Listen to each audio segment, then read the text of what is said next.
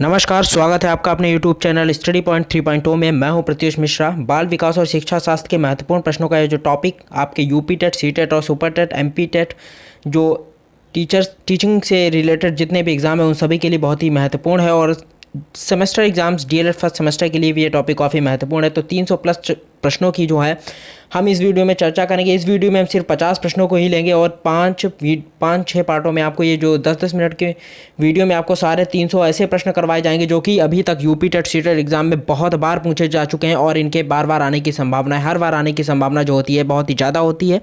तो ज़्यादा समय ना लेते हुए सीधे अपनी वीडियो पर आएंगे।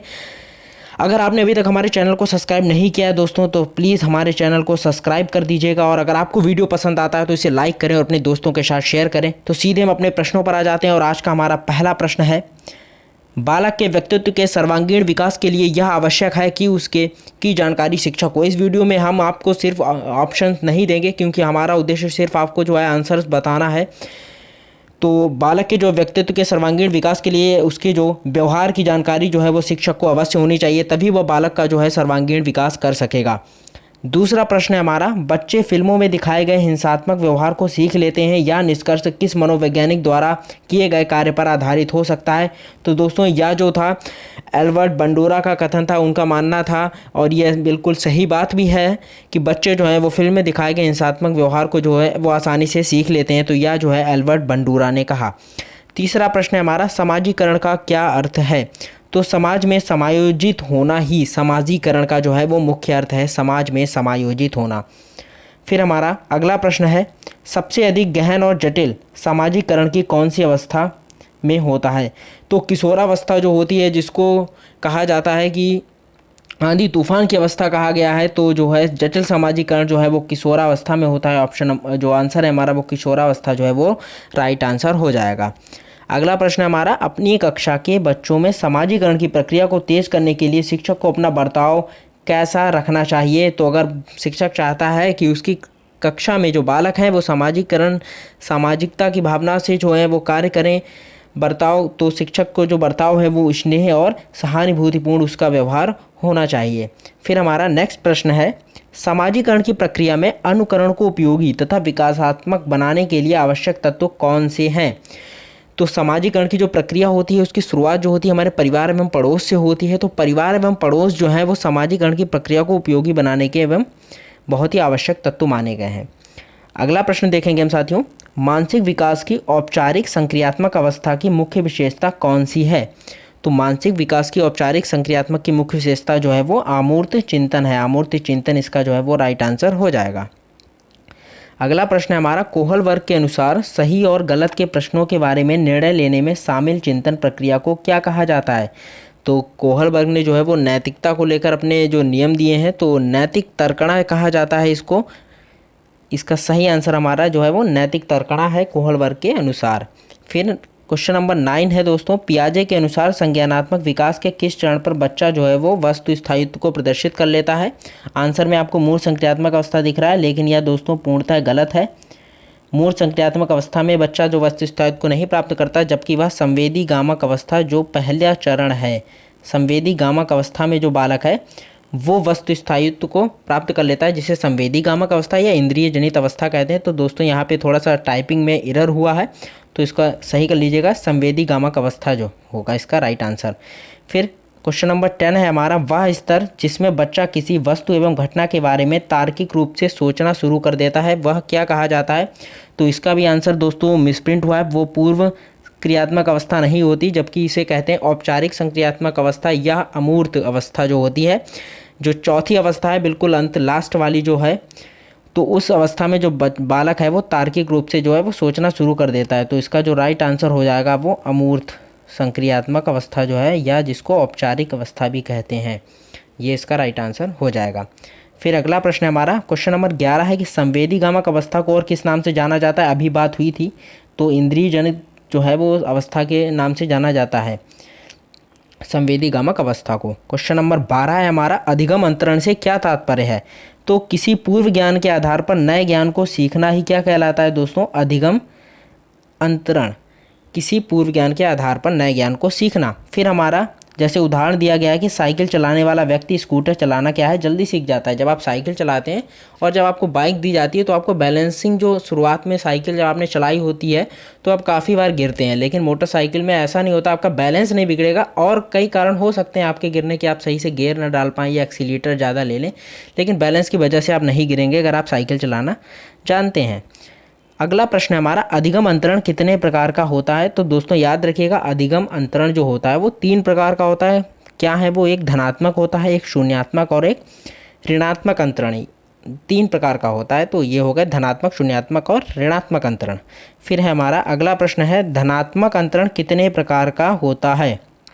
तो धनात्मक अंतरण दोस्तों याद रखिएगा, यह भी 3 प्रकार का होता है, क्षैतिज समांतर, ऊर्ध्व जिसको लंबवत, और होता है द्विपार्श्विक। तो धनात्मक अंतरण भी दोस्तों 3 प्रकार का होता है। और ये जो जितने भी मैं प्रश्न यहाँ पे लेके आया हूँ इसमें काफ़ी टाइम लगा है, और ये यूपी टेट हुआ आपका, सी टेट हुआ और एस टेट एग्ज़ाम के लिए जो है वो बहुत ही महत्वपूर्ण है ये प्रश्न। तो दोस्तों ये इस वीडियो का बिल्कुल पूरा देखें, और जो मैं 300 प्रश्नों के आपको करवाऊंगा 300 प्रश्न, उनको भी आप बिल्कुल देखना ना भूलें। ये आपके लिए बहुत ही महत्वपूर्ण विषय है और बहुत ही महत्वपूर्ण है आपके लिए। फिर हमारा अगला प्रश्न है, गणित संबंधी विकार को क्या कहते हैं? तो दोस्तों गणित संबंधी जो विकार होता है उसको कहते हैं डिसकैलकुलिया। बहुत बार इस पर चर्चा की है मैंने, डिसकैलकुलिया कहते हैं गणित संबंधी विकार को।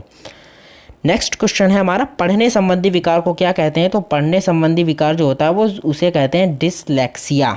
ये जो विकार संबंधी प्रश्न है ये आपको एग्ज़ाम में एक से 2 प्रश्न जो है वो आपको ज़रूर मिलेगा एग्ज़ाम में देखने को। तो ये विकार संबंधी प्रश्न तो आप बिल्कुल ही भूलिएगा मत इन प्रश्नों को। फिर हमारा नेक्स्ट प्रश्न है, लिखने संबंधी विकार को क्या कहते हैं? तो लेखन संबंधी विकार को कहते हैं डिस्ग्राफिया, लेखन अक्षमता कहते हैं जिसको हिंदी में डिस्ग्राफिया बोलते हैं इसको। फिर हमारा नेक्स्ट है, पढ़ना, लिखना, पढ़ना और बोलने संबंधी विकार को क्या कहते हैं? तो ये डिस्प्रैक्सिया कहते हैं, जिसमें लिखना, पढ़ना और बोलना तीनों चीज़ें आ जाती हैं, उसको कहते हैं हम डिस्प्रैक्सिया। फिर हमारा क्वेश्चन नंबर 19 जो है वो अवधान संबंधी विकार को क्या कहते हैं? तो इसको कहते हैं ADHD जो है वो अवधान संबंधी विकार को कहते हैं। अगला प्रश्न है हमारा क्वेश्चन नंबर 20, विशिष्ट बालक कौन होते हैं? तो वे बालक जो सामान्य बालकों से हटकर होते हैं, उन्हें एक नया शब्द दिया गया है, विभिन्न योग्यता रखने वाले बालक, जिनको हम कहते हैं विशिष्ट बालक। इनकी जो बुद्धि लब्धि होती है काफ़ी तीव्र होती है, प्रतिभाशाली बालक होते हैं। फिर अगला प्रश्न हमारा, लिखावट से संबंधित लिखने की योग्यता में कमी किसका एक लक्षण है? तो अभी बात हुई थी लेखन अक्षमता, जिसको हम कहते हैं डिस्ग्राफिया। तो यह एक डिस्ग्राफिया कहते हैं इसको, डिस्ग्राफिया का लक्षण है। अगला प्रश्न है हमारा, शब्दों में अक्षरों के क्रम को पढ़ने में कठिनाई का अनुभव करना और अक्सर चाक्षुष स्मृति का ह्रास करना से संबंधित हो सकता है। तो क्रम को पढ़ने में कठिनाई का अनुभव हो रहा है, पठन अक्षमता से संबंधित है, तो इसे डिसलेक्सिया कहते हैं। दोस्तों अभी इससे पहले प्रश्नों में चर्चा हुई है और यह जो है वो आपके एग्ज़ाम्स में काफ़ी पूछे जाने वाले प्रश्न हैं। फिर हमारा अगला है, भाषा अवबोधन से संबंध विकार है। तो भाषा अवबोधन से संबंध विकार है भाषा का। दोस्तों आप लोग वीडियो को बिल्कुल भी स्किप ना करें, ये 50 प्रश्न आपके लिए बहुत ही महत्वपूर्ण है, और अगर आप इस वीडियो को सही से पढ़ेंगे, अपने अंतर मन से सुनेंगे, तो आपको ये प्रश्न आज ही अभी याद हो जाएंगे। फिर अगला प्रश्न हमारा, शारीरिक रूप से अक्षम बच्चों को सामान्यतः क्या होता है? तो शारीरिक रूप से जो अक्षम होते हैं वो डिस्ग्राफिया का लक्षण होता है, उसे डिस्ग्राफिया कहते हैं। फिर है, डिसलेक्सिया मुख्य रूप से किसकी समस्या से संबंधित है? तो यह पढ़ने की समस्या से संबंधित है। एक ही जैसे कई प्रश्न लिए जा रहे हैं ताकि आपको बिल्कुल यहीं पे याद हो जाए, आपको दोबारा देखना ना पड़े। फिर है, डिस्थीमिया क्या है? तो यह गंभीर तनाव की अवस्था है, जिसको क्या कहा जाता है? डिस्थीमिया कहा जाता है। क्वेश्चन नंबर 27 है हमारा, गणित को समझने की अशक्तता क्या कहलाती है? तो गणित लेख पठन से संबंधित जो है वो डिसकैलकुलिया कहलाती है। गणित के अंकों को ना समझ पाना डिसकैलकुलिया लक्षण है। फिर हमारा है, डिस्ग्राफिया मुख्य रूप से किसकी समस्या है? तो यह लेखन संबंधी समस्या है डिस्ग्राफिया। कई बार प्रश्न जो है ऊपर नीचे घुमा फिरा कर अलग अलग तरीके से प्रस्तुत किया जा रहा है, और ये सब आए हुए ही प्रश्नों को लिया गया है, मैंने अपनी तरफ से नहीं बनाया ये प्रश्न। फिर हमारा, डिसलेक्सिया किससे संबंधित है? तो डिसलेक्सिया जो है वो पठन विकार से संबंधित है, पढ़ने के विकार से संबंधित है। फिर है, निम्नलिखित में से मौखिक रूप से सीखने की अशक्तता कौन सी होती है? तो मौखिक रूप से जो सीखने की अशक्तता होती है, अक्षमता होती है, उसे अफेजिया कहते हैं, अफेजिया। फिर क्वेश्चन नंबर जो है 31 है हमारा, क्षेत्र सिद्धांत का जनक किसे कहा जाता है? तो मैं मोस्ट इंपॉर्टेंट है, कर्ट लेविन को जो है वो क्षेत्र सिद्धांत का जनक कहा जाता है। और कर्ट लेविन जो है वो किस विचारधारा से प्रभावित थे? तो यह गेस्टाल्टवादी जो विचारधारा थी उससे प्रभावित थे। फिर है कर्ट लेविन किस विचारधारा के समर्थक थे? तो यह संज्ञानवादी विचारधारा के समर्थक थे। अगला प्रश्न है, कर्ट लेविन के क्षेत्र सिद्धांत में क्षेत्र का क्या अर्थ क्या है? तो जीवन के विभिन्न क्षेत्रों से है। क्षेत्र सिद्धांत में इनका क्षेत्र का जो अर्थ है वो जीवन के जो विभिन्न क्षेत्र हैं उनसे संबंधित है कर्ट लेविन। फिर हमारा अगला प्रश्न है, अधिगम का श्रेणी क्रम सिद्धांत किसने दिया? दोस्तों तो रॉबर्ट गेने ने जो है वो अधिगम का श्रेणीगत सिद्धांत दिया। क्वेश्चन नंबर 35 था ये हमारा, अधिगम का श्रेणी क्रम सिद्धांत जो है वो रॉबर्ट गेने।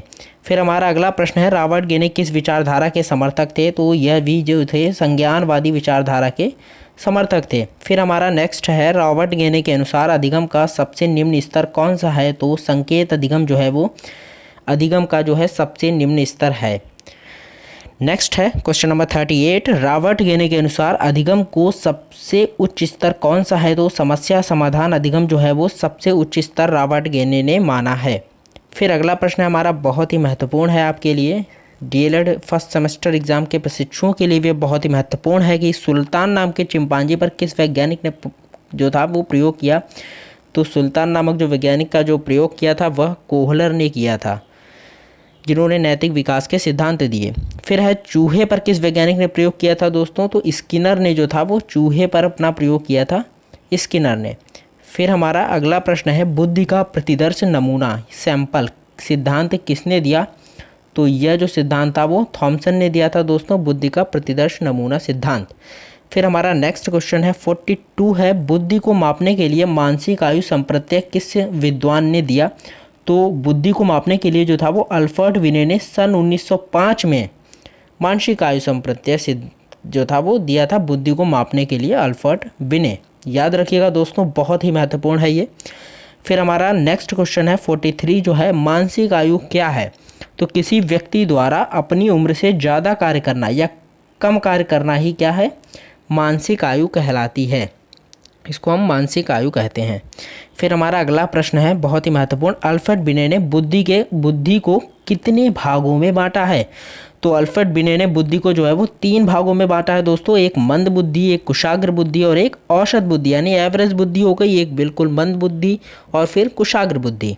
फिर हमारा नेक्स्ट क्वेश्चन जो है 45 है, स्टर्न ने बुद्धि लब्धि IQ को कब मापा और कौन सा सूत्र दिया? यह सूत्र जो है वो बहुत ही महत्वपूर्ण है दोस्तों।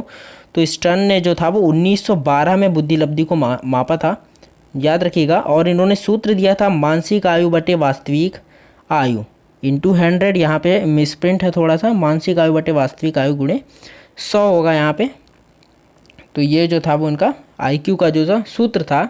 फिर क्वेश्चन नंबर 46 है, भाटिया परीक्षण किससे संबंधित है? तो यह भी जो है वो बुद्धि को नापने से ही संबंधित है, भाटिया परीक्षण। फिर नेक्स्ट है हमारा 47 जो है वो, वेसलर परीक्षण का संबंध किससे है? तो वेसलर परीक्षण का भी संबंध जो है वो बुद्धि के नापने से ही है, वेसलर परीक्षण का संबंध। क्वेश्चन नंबर 48 है, स्टर्न के सूत्र में संशोधन किसने किया? तो स्टर्न के जो सूत्र में संशोधन था वो टर्मन ने किया था, स्टर्न के सूत्र में संशोधन। दोस्तों यहाँ पर इंटू 100 नहीं होगा, सॉरी मिसप्रिंट हो गया, मानसिक आयु बटे वास्तविक आयु ही इन्होंने सूत्र दिया था और बाद में संशोधन किया था टर्मन ने। ठीक है दोस्तों। फिर अगला प्रश्न हमारा, बुद्धि को मापने के लिए पहला मनोवैज्ञानिक प्रयोगशाला कहाँ बनाई गई? तो यह जो पहली मनोवैज्ञानिक प्रयोगशाला जो थी वो जर्मनी में बनाई गई थी 1879 में। ये डेट बहुत याद रखिएगा, ये बहुत ही सन जो है वो काफ़ी पूछा जाता है। और यह कहाँ बनाई गई थी दोस्तों? तो यह जो थी वो जर्मनी में बनाई गई थी, जर्मनी में बनाई गई थी। फिर हमारा क्वेश्चन नंबर 50 है, बुद्धि का विचलन बुद्धि सिद्धांत किसने दिया? तो यह जो सिद्धांत था वो वेसलर ने दिया था सन 1960 में, बुद्धि का विचलन बुद्धि सिद्धांत। फिर हमारा क्वेश्चन 51 और अंतिम प्रश्न है इस वीडियो का, प्रतिस्थापन का सिद्धांत किस वैज्ञानिक ने दिया? तो यह जो था वो गुथरी ने दिया था प्रतिस्थापन का सिद्धांत। दोस्तों मुझे पूरी उम्मीद है ये वीडियो आपको बहुत ही पसंद आया होगा। हालांकि इस वीडियो में हम सिर्फ 51 प्रश्नों को ही लेंगे, क्योंकि प्रश्न जो है वो 300 से अधिक हैं और एक वीडियो में करा पाना बहुत ही मतलब एक तो वीडियो का लेंथ जो है वो काफ़ी बढ़ जाएगा और फिर बोरिंग भी हो जाता है ज़्यादा। तो हम इसको छोटे छोटे 50-50 प्रश्नों को याद करते हुए चलेंगे दोस्तों। अगर आपको वीडियो पसंद आया हो तो चैनल को सब्सक्राइब, लाइक और वीडियो को शेयर करें। धन्यवाद।